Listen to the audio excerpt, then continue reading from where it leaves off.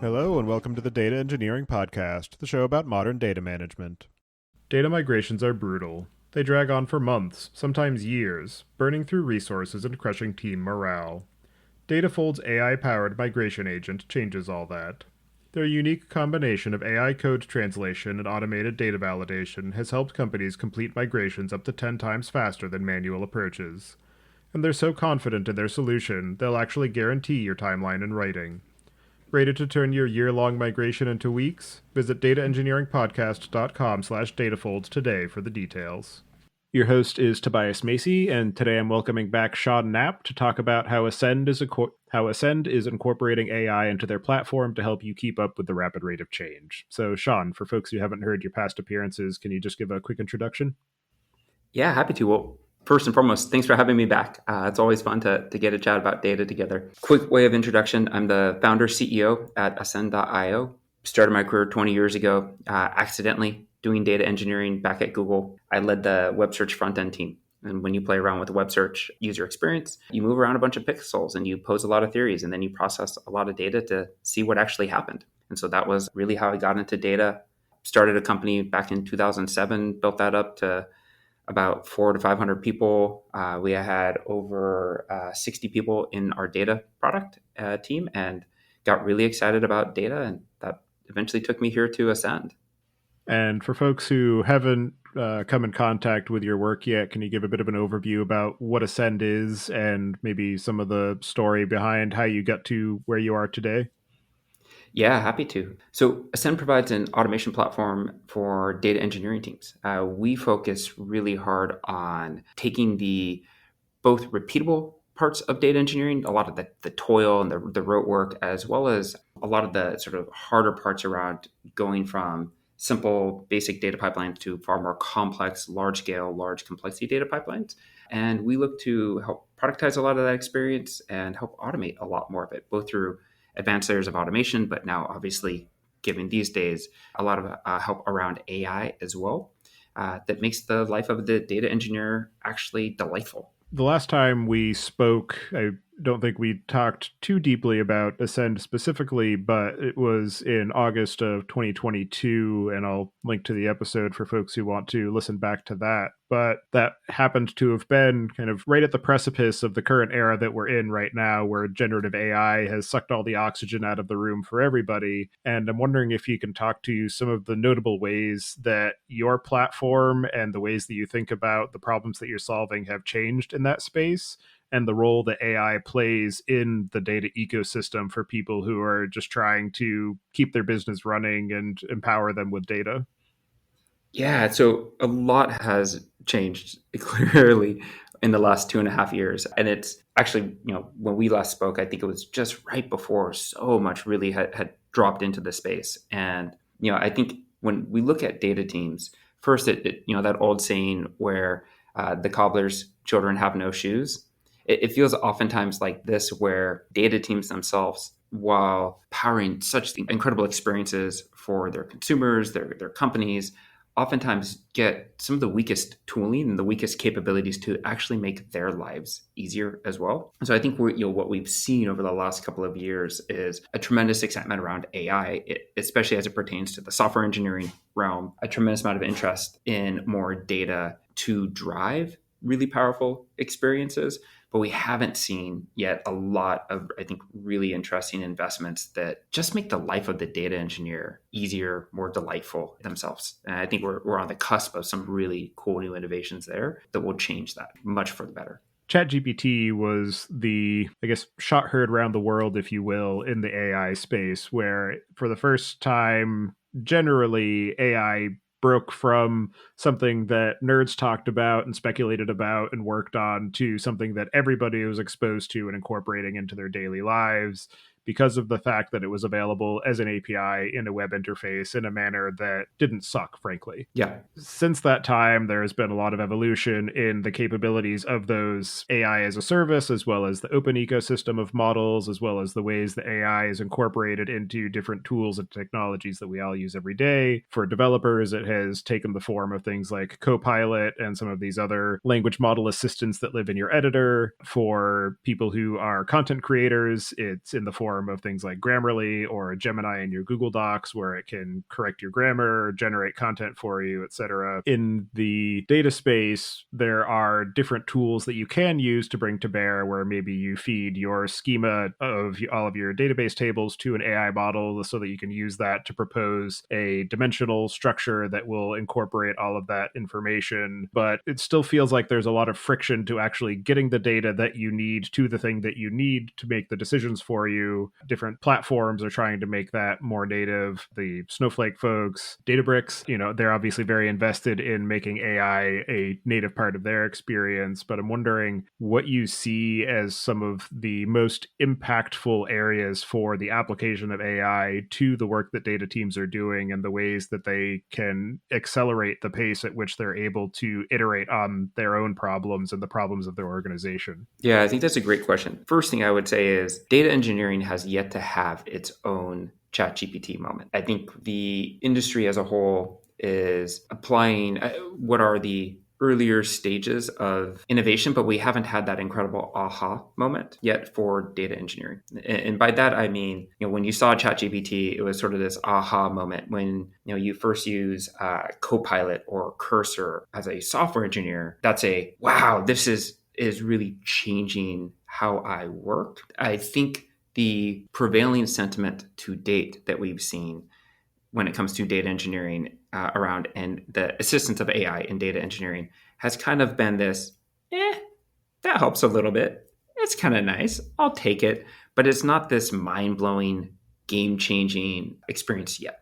And I'll dive into, I think, a little bit of why we're at that. I think what we're going to see is the early stages. And we're starting to see that. I think, we're seeing that from an integrated chat perspective in both Databricks and Snowflake's experiences. I think we're going to see others also start to innovate a lot on, well, if I can get my entire catalog, can you then help me define a model that will generate a bunch of new data, or will actually take into account everything out of my schema and help me generate new data sets. But when I think about where that tends to sit, that's going to be further downstream, closer to the analytics engineer workload. What we haven't seen yet is what I would describe as, either the Cursor for data engineering or even the Devon for data engineering experience. And I think of that as something that plays a far more proactive role in the actual data engineering lifecycle itself. The way that I like to think about this is in a few layers. The baseline parts from a Cursor, for example, is, look, it doesn't even have to write entirely new applications for you. Cursor is quite delightful as a software and engineering experience because it just completes your thoughts really, really, really darn well. And its composer capabilities are incredible and amazing. But we don't even have that yet, I think, from a data engineering perspective. Once we get that, I think we'll then start to get into more of pipeline development and architecture and design and even optimization. The other thing I think we'll start to see in data engineering is, because data engineering is not just a write code,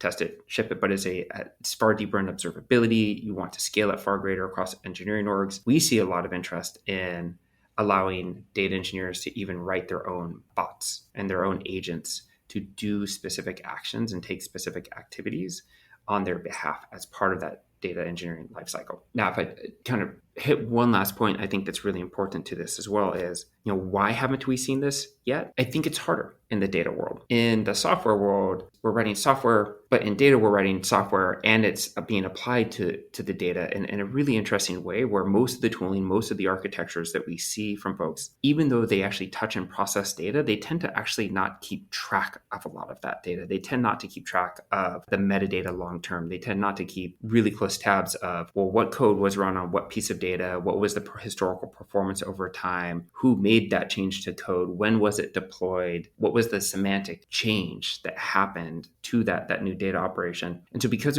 there isn't that unified metadata and understanding, it's hard to create a data engineering agent or set of agents or utilities, if you will. Right now, we're seeing software engineering agents or tools just being exposed into the data engineering realm. I think that will be the next big step function, is if we can actually create that combination of data and software combined. And I think, too, that one of the reasons that data engineering has not caught up to where software engineering is in the adoption of AI or the capabilities that it offers is that we never got to a point where the development environment caught up with where software engineering was because of the fact that it needs to be so close to the data and so aware of that data to be able to do that development and testing work. So there have been lots of efforts, especially over the past 5 years, to try and close that gap, but we never quite got there. And now AI is causing that gap to widen again because development is pulling ahead of where data engineering left off. And so we're still playing catch up in that regard of we don't have all of the wires connected to be able to say on my local laptop, I can do all of these things and have confidence that whatever I'm changing is the right thing because I have to actually test it in production and see what breaks and then go back and try again, which is where we never quite figured out what is the pre-prod for data engineering for the entirety of the actual workflow, where we have bits and pieces of it, of the copy and write tables in Snowflake or the versioning and branching capabilities that things like Iceberg brings in, CI for your orchestration system, but then there's still all the missing wiring to make sure that that ties into all of the copy on write tables, et cetera. So you can get to a point where you sort of have that, but it requires a lot of effort that at the end of the day has no actual impact on the problem that you're trying to solve for the business. You're just trying to solve your own problem so that you can get to that point, and you don't necessarily have enough time and leeway to do all of that engineering effort to solve your own problems to help you move faster. Yeah, I agree. And I think this might have been one of the unfortunate and accidental side effects of the modern data stack in many ways, which was we had so many different tools and that were propelling us forward. We didn't get enough time for that to really bake and settle for everybody. And I was chatting with a bunch of folks yesterday about this, which was so much of the team's time was spent integrating and trying to actually integrate at a metadata layer as well, but nobody completed that job. And as a result, there was this rapid change in what you could do where you didn't have to use these verticalized, tightly integrated tools, and you could use more modern day capabilities. But as part of that, you had to do your own integrations.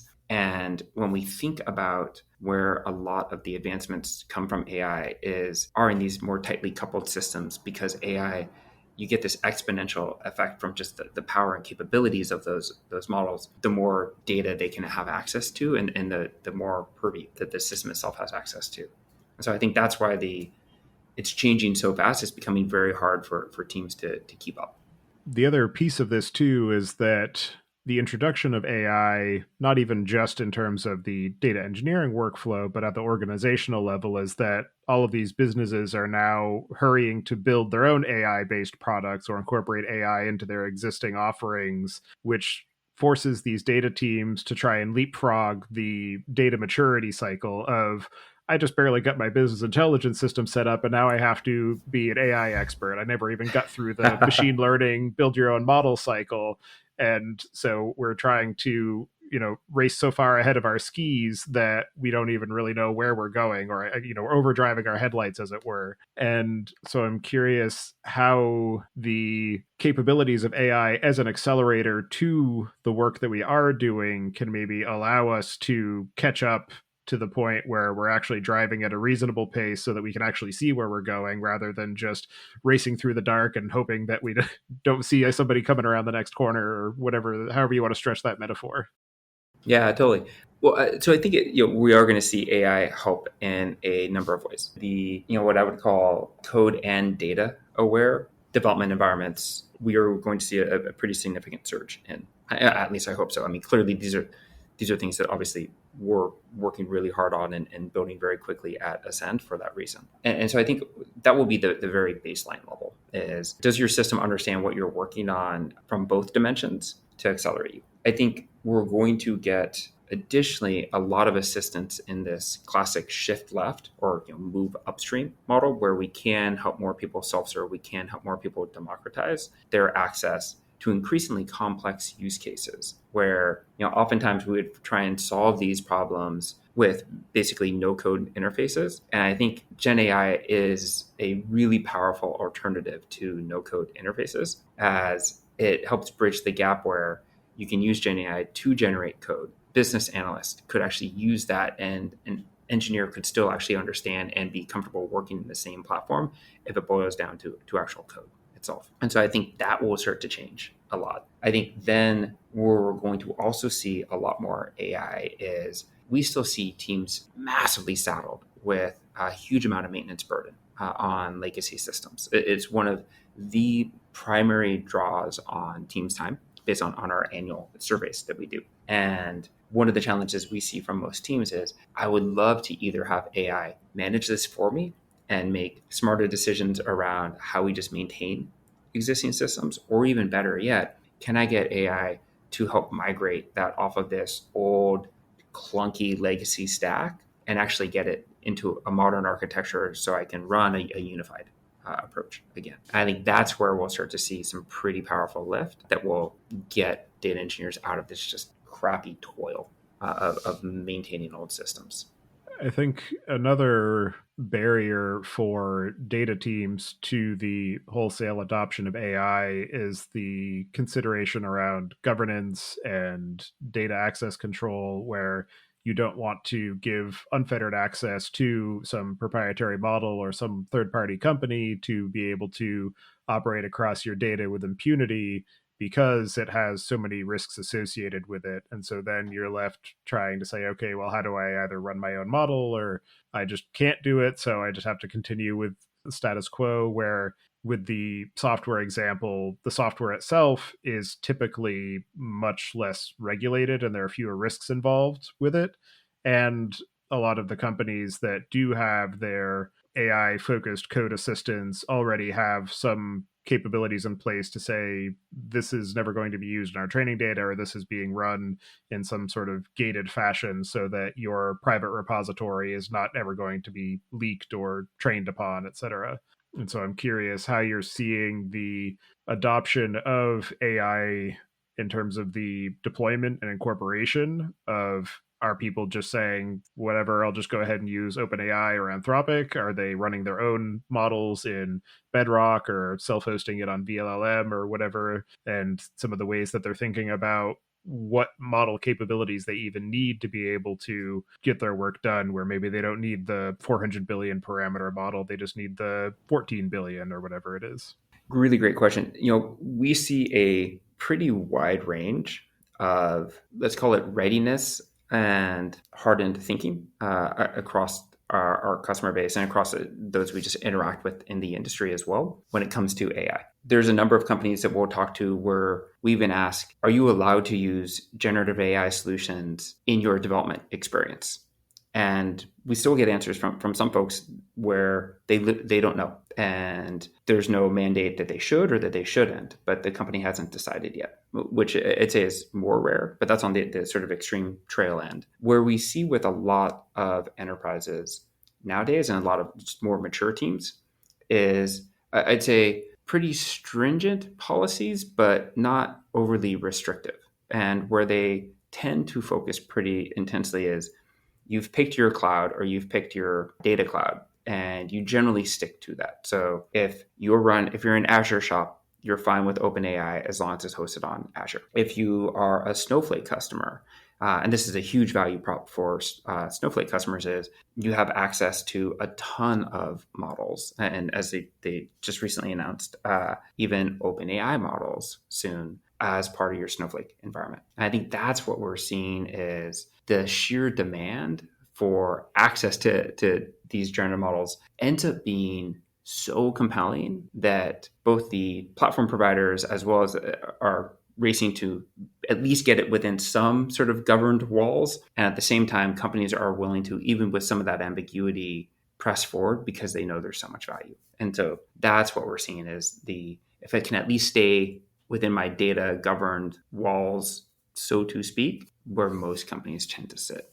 And in terms of your own work of integrating AI into the platform capabilities, what are some of the ways that having it natively offered in the substrate versus as a bolt-on changes the ways that you think about what it can do, how it can do, and what it should do, and then also some of the ways that enables your customers to reduce some of the busy work that they would otherwise be engaging in?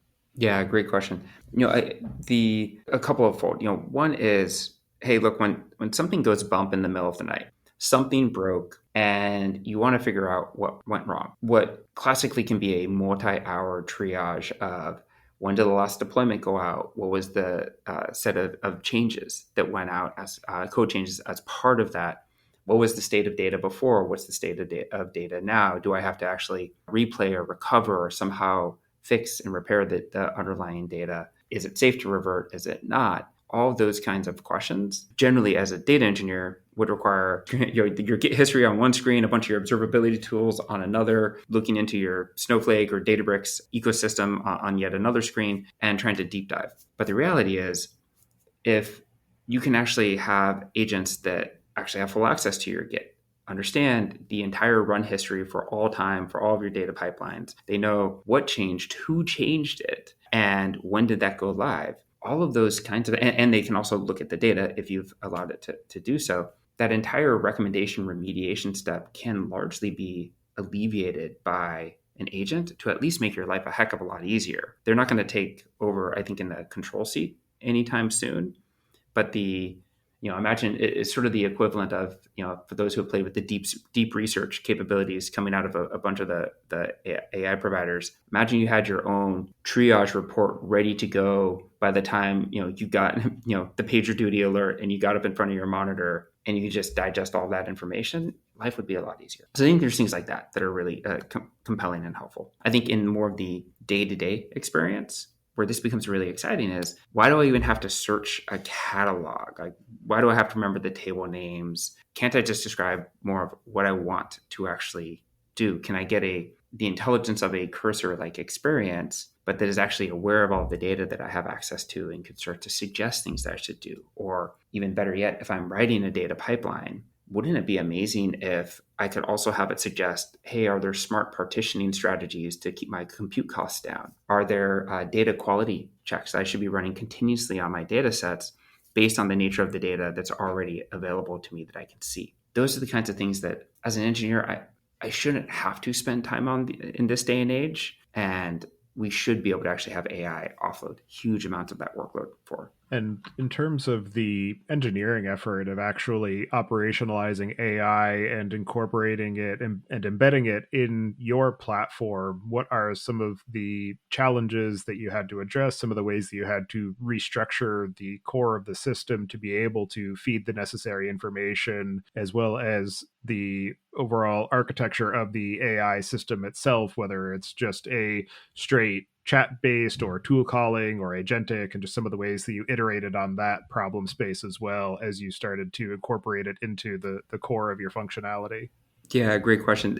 For us, this has been now a year-long investment in re-architecting from the core out. And one of the things we've done at Ascend is we've actually rebuilt the platform for the AI era. I think it's very hard to take an entire architecture that's been baked for 5, 10 years, even a few years, and say, we're going to try and weave AI back into the core. I think that's very challenging. I think that's where we're going to see a lot of companies in the space really struggle because they weren't architected and designed with that to begin with. And what I mean by that is, as part of our new architecture and design at Ascend, we store everything, and we actually store it away from our cloud hosted environment. We actually store, for example, all Git history we have access to for our agents, all metadata access, which is literally everything that's ever been run, the performance characteristics, the Git SHA that was run, the SHA of the code that was run, so we can detect changes over time, and that across every developer workspace,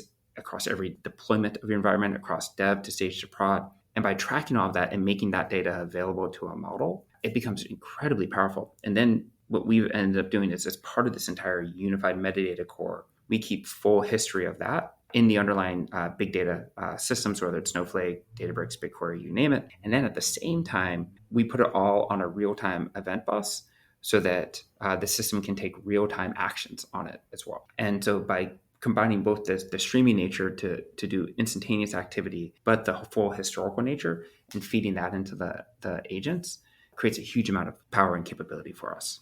Digging now into the technical architecture that you've settled on, obviously AI inference can be a very expensive proposition. I can't imagine that you're just saying, we'll just throw open AI at it. And so I'm wondering how you worked through some of that experimentation and validation of what are the actual runtime operating costs? How do we build up the operational maturity around actually having to own this capability? And some of the ways that you thought about the size of the model that you needed, the inference costs, and the compute necessary, and what you settled on as far as whether you run it yourself, rely on the cloud provider, rely on one of these third-party GPU clouds, etc.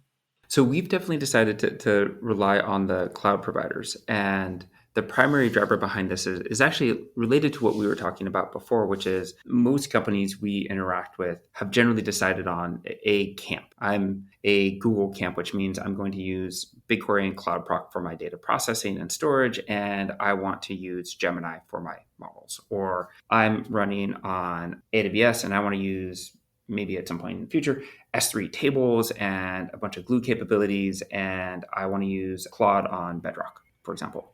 Or I'm on Snowflake, and similarly, I want to use the Anthropic models and use all of the amazing sort of cataloging and capabilities with Snowpark and native Snowflake SQL. And so what we see is across those different camps that there's a strong draw towards keep me in these walls, and then it's very smooth sailing from a capabilities perspective. What that means from the Ascend perspective is we've taken much more of a, how would we, from an architectural perspective, how would we design sort of a Kubernetes for data engineering from a platform perspective? And so when we think about that from an architectural perspective, we separate out where you store your code, which becomes highly configurable. Then we separate out where do you actually store your data? And we separate that from where do you store your metadata, all historical operations, which usually ends up being the similar underlying data platform, but in a fully isolated, far more secure location. Then as we start to build up on top of that, a lot of our design is to be model agnostic. So you may be running Snowflake on Azure and you want to use OpenAI for your models and for your agents, whereas conversely, you may be running in Databricks and want to use some native Databricks hosted models. And so we try and keep very agnostic around what underlying models we support, because we want to be able to tap into the ones that are closest to the data. Then what we build on top is our tooling and agentic layer itself.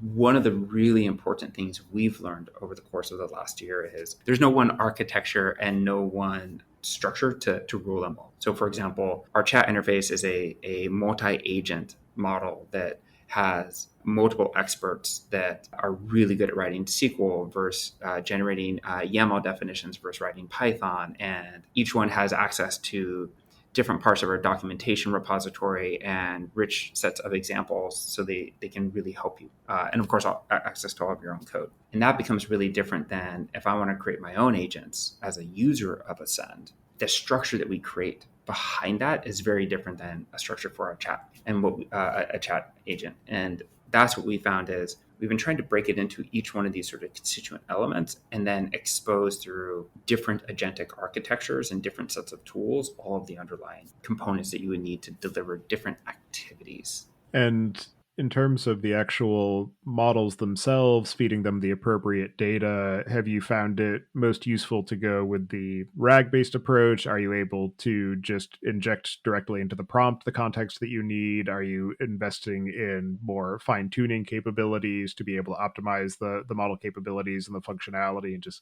some of the ways that you think about the optimization and evolution of your capabilities? Yeah, great question. We've to date primarily focused on RAG and prompt injection. The reason we've done that is when we generally look at the volume of data, just think of the volume of context that you would put in. While there's some benefits to fine tuning, that gets much harder when customers are wanting to bring their own models. If we start to fine tune, then we have to focus on fine tuning across the various providers. And we've, given the nature of the problems we see in data engineering, the data itself isn't that large by comparison. The amount of code you have in your repository in a sort of tighter declarative architecture, it's not so large that you can't be highly effective with large amounts of RAG and prompt injection. And what we focused really hard on is making our models, our agents, very, very good at doing RAG and calling tools to get access to more of that data.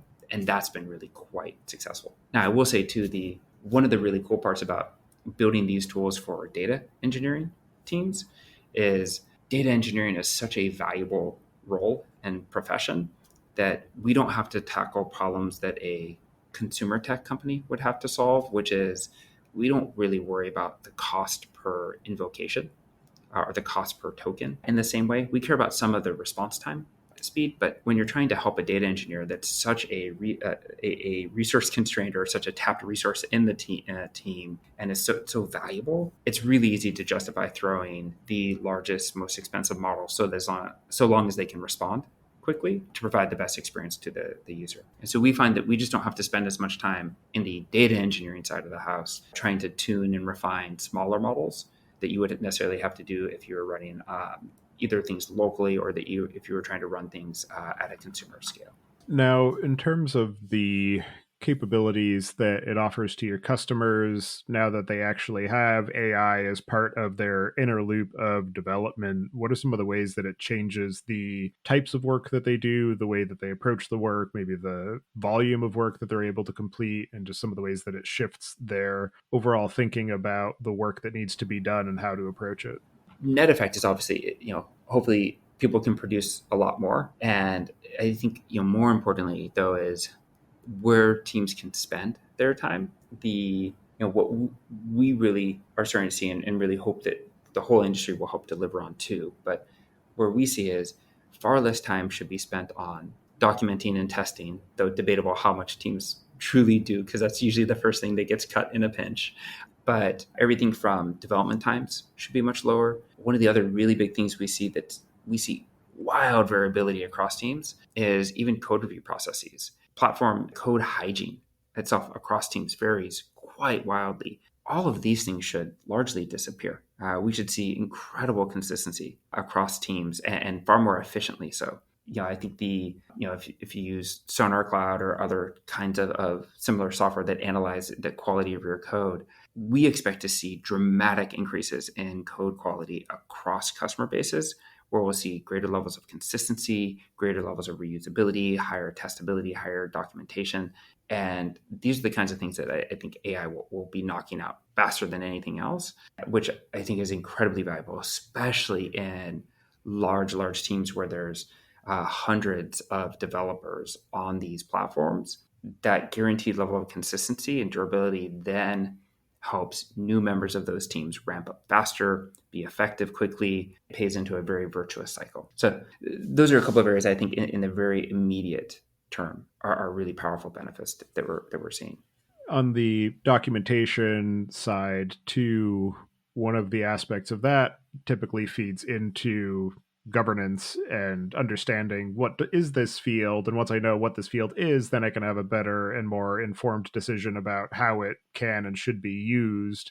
There's long been automation available for doing profiling and sampling of your data, doing automatic PII tagging. What are some of the ways that the AI capabilities and the fact that you can auto-generate some of this documentation that is typically left to the wayside improves the visibility and effectiveness and strategies around governance as that data becomes more of a conversational interface and less of a, well, let me just go through this spreadsheet and after about the 15th line my eyes glaze over and I'm not paying attention anymore?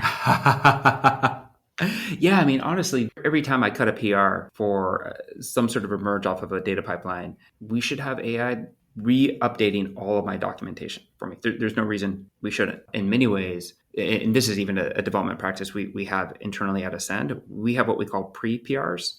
And part of the goal of the pre-PR is document the things that you're actually planning on doing. What is it? Why does it matter? What's the customer impact? And we try and get a detailed enough pre-PR such that anybody who's dropping in could even check and be like, hey, by the way, have you thought about X? Or, could I help you with Y? What I would love to see is not just the post PR, update all of my documentation, do all of these other things, but I would love to see a model where, whether it's through a chat interface or an actual draft pre-PR, if we could get teams able to describe, here's what I want to do, here's what I'm thinking about doing. And oftentimes it's hard to get an engineer to do that into a chat prompt, actually. But if it was just a simple markdown file describing your thought process before you got started, not only is it an amazing ability for other members of the team to help and contribute some of the thinking, but that's where we should be able to see AI be able to actually go and tap into, hey, here's all of the data that's in the catalog.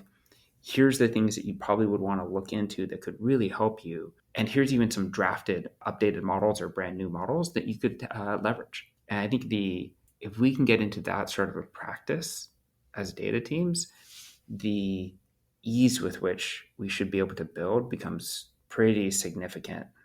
On the junior versus senior, another aspect of AI is that for both sides of that coin, the AI can serve as a stand-in for the other. So as a junior, having an AI right there can be your infinitely patient senior developer who has all of the context and history available to them.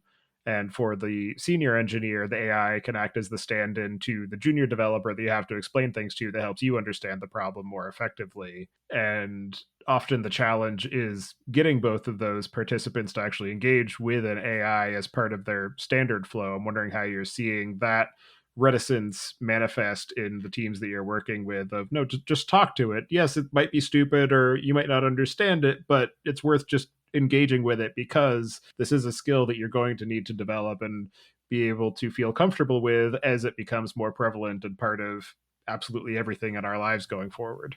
Mm-hmm, mm-hmm. So I think you highlight something that's really interesting too, which is, look, like was it probably a year and a half ago I gave this presentation to the company, which was none of our jobs will exist in 12 to 18 months as they do today. Like we all have to rethink this, and it's very akin to, we always have talked about digital native and digital non-native companies, and the non-natives had to go through their transformation. Yet pretty much every company in existence today, minus a handful of very early startups, is an AI non-native company. And we all have to go through this transformation together. But the difference is, while Moore's law has actually driven a pretty slow growth rate by comparison, we always thought Moore's law was fast compounded growth rate. But when we look at the computational power of AI, is growing 13.3x year over year and has been for the last decade. Looks like it's probably going to grow 13.3x year over year for the next decade as well. It's basically like taking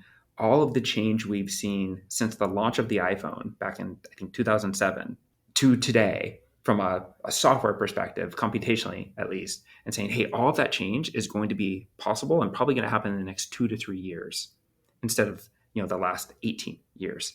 I hope everybody's ready for this. And the reason why we went through that conversation is I put up this very funny GIF, which we have a very strong GIF culture in the company, and it was of this movie Shazam, where this teenage high school kid finds these superpowers, and he's like, this is great, I have superpowers, but I don't even know how to go pee in my super suit. And it's like, yeah, it's kind of like the awkward stage where all of us have these superpowers in AI, and some things it does amazingly well, and some things it is just absolutely terrible at. And we're left so disappointed. And I think the reason why that becomes so important is just because you're disappointed in it today, which will happen often with AI, it is improving and accelerating at such just this unprecedented rate that you got to stay on top of it, because saying, that thing, yeah, I tried that last quarter and it sucked. This quarter is probably going to be pretty darn awesome. And then you'll hit a new threshold where it's going to really disappoint you. But figuring out where those boundaries and those parameters are, I think it's really, really important to stay on top of, because if you don't, how much you're going to miss out and how far behind from a skill set perspective you are of just intuitively knowing, if I craft a prompt this way or I craft a prompt that way, which I would also contend is probably pretty in line with how you should talk to another engineer around consistent and clear communication. If we don't learn that model, you run the risk of falling behind. And I think the world needs more really great data engineers solving really hard problems, and so we don't want anybody to get left behind on this journey. Absolutely. And I have been reading the book Co-Intelligence recently, which is a very accessible book by a non-computer scientist academic talking about the impact of AI on everyone's work and lives. And one of the quotes that I think was noteworthy was, assume that whatever AI you're using today is the worst one you will ever use.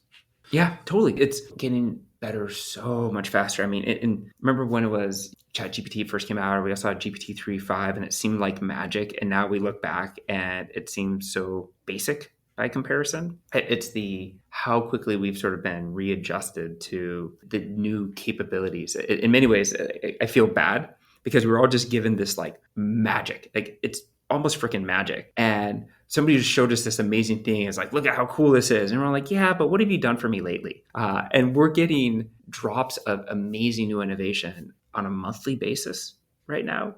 And so I think that's the really cool part is they're just getting better and better and better. You know, the moment O3 came out, we were playing with it extensively, especially from an engineering perspective. And already like we've been testing out a ton on the O3 mini models and their ability to generate incredible output for incredibly complex data problems, far greater than what we were seeing with 4.0 and even Claude 3.5. 3.7 is looking great as well. But it's just like every month better and better and better.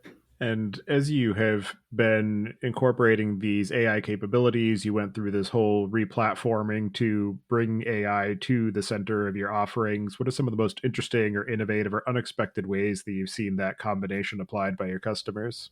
Good question. I'd say for our customers, it's more around their productivity. The customers of creating AI products, I think, is still trailing a bit for a lot of, especially big enterprise teams. They're still battling with how do I get out of a ton of legacy challenges? And they're trying to figure out how do they get their teams off of Informatica, off of traditional SSIS and other more traditional systems, or even how do they simplify down their and make more production grade their modern data stack investments. And so I think that's where the sort of true reality for a lot of at least enterprise data teams is still battling to get their head above water, as we were talking about before. And in your own efforts of going through this replatforming, re-engineering, understanding the utility of AI in the context of Ascend, what are some of the most interesting or unexpected or challenging lessons that you learned? I think the most important one was, for us, this really big bet of you do have to rethink all of the assumptions.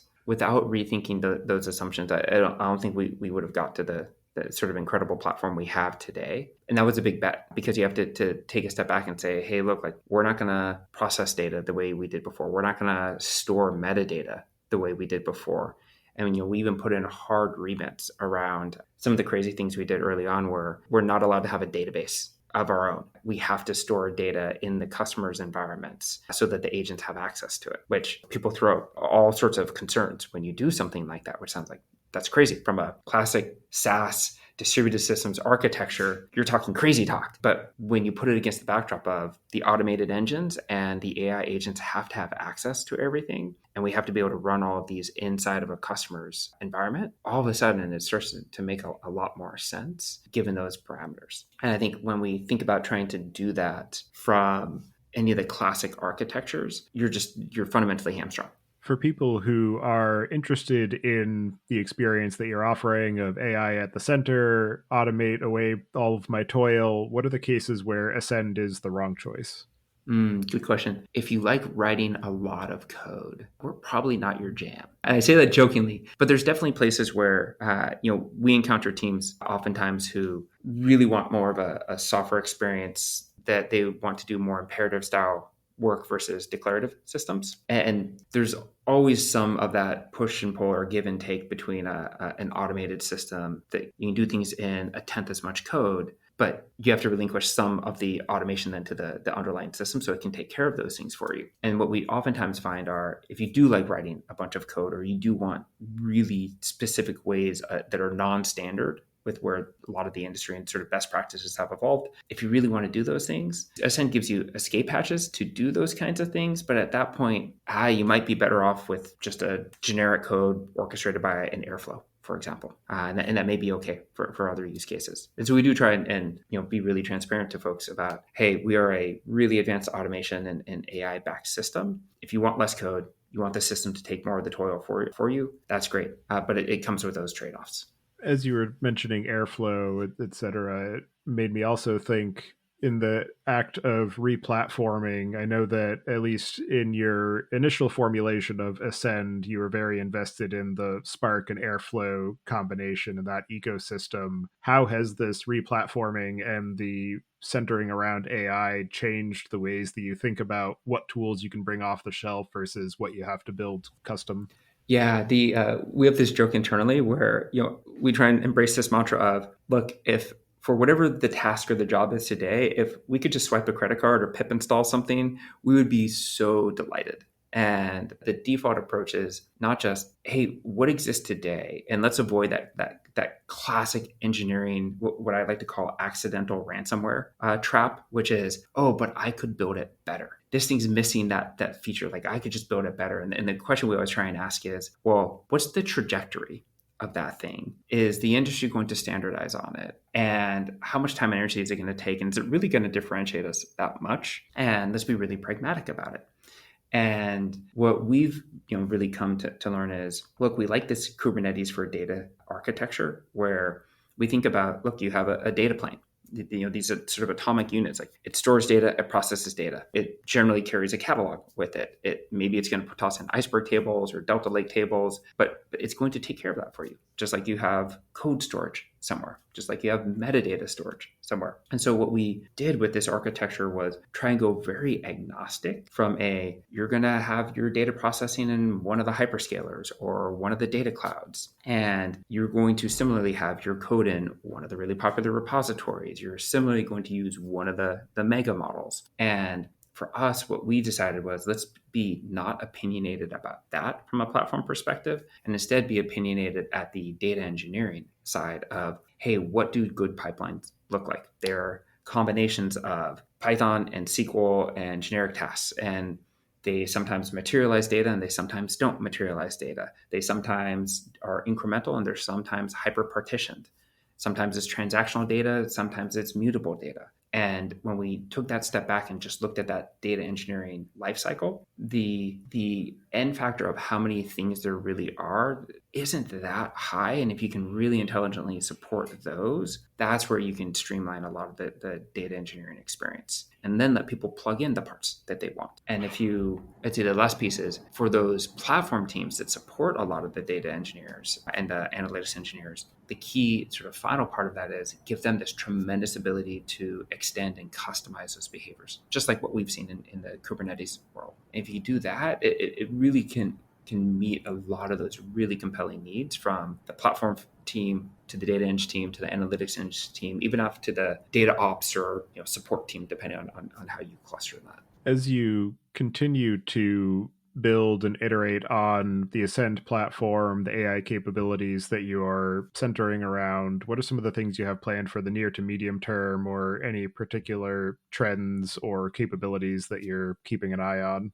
A few fold. One of the things that we're really excited about is we want the platform team and the architect team, well, any user, but we anticipate more platform and architects. We want them to be able to write their own agents that operate inside of the Ascend environment. So, I mean, how many times, for you as a senior member of the team are like, I keep having to review all of these pull requests. I have the same feedback every single time. Couldn't I just delegate this to at least a first pass or a second pass? Or every time I get paged for memory pressure on a device or on a node, couldn't I try these two remediations first beforehand? And so we really want to not just provide what Ascend envisions as really powerful AI capabilities, but for these teams that all work and collaborate together on data, wouldn't it be amazing if they could actually write their own? That we think is super, super cool and exciting. The other thing that we're paying a lot of attention to right now is the surge on the reasoning models. That starts to get really interesting for a few reasons. While they're slower, so they're not as good in a chat-based experience oftentimes, that will solve too. The things that we used to have a multi-agent architecture for start to be possible with a single agent architecture with really advanced reasoning models. And when we start to think about that from a complex set of steps, things you would do asynchronously or in more of a Devon style workflow, which is, hey, try these things, get a feedback loop. Did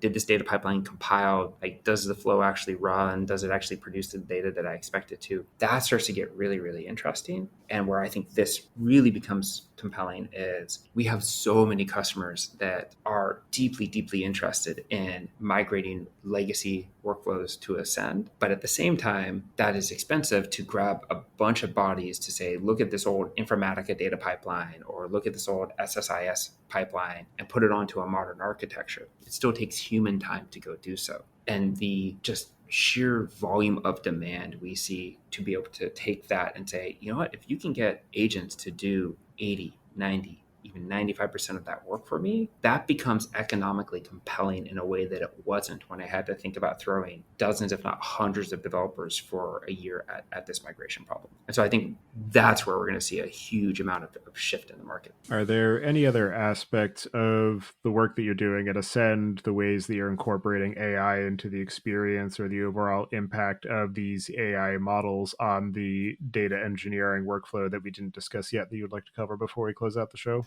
Good question. Nothing public, I would say. But I will say for sure, I think it's going to be a very, very exciting next couple of years in the data engineering world, especially for those who can bring AI to this unification of data and software. I think we're going to see our mantra internally is make data engineering delightful. I think as an industry, we may finally get to the point where data engineering is a consistently delightful experience.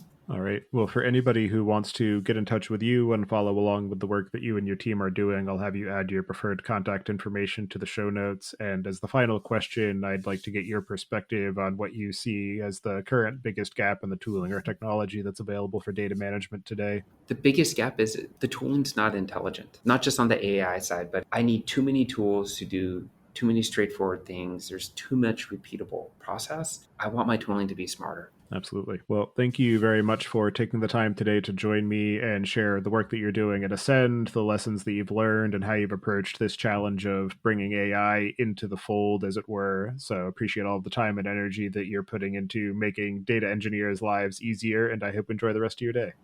Thank you so much, Tobias. Really enjoyed it.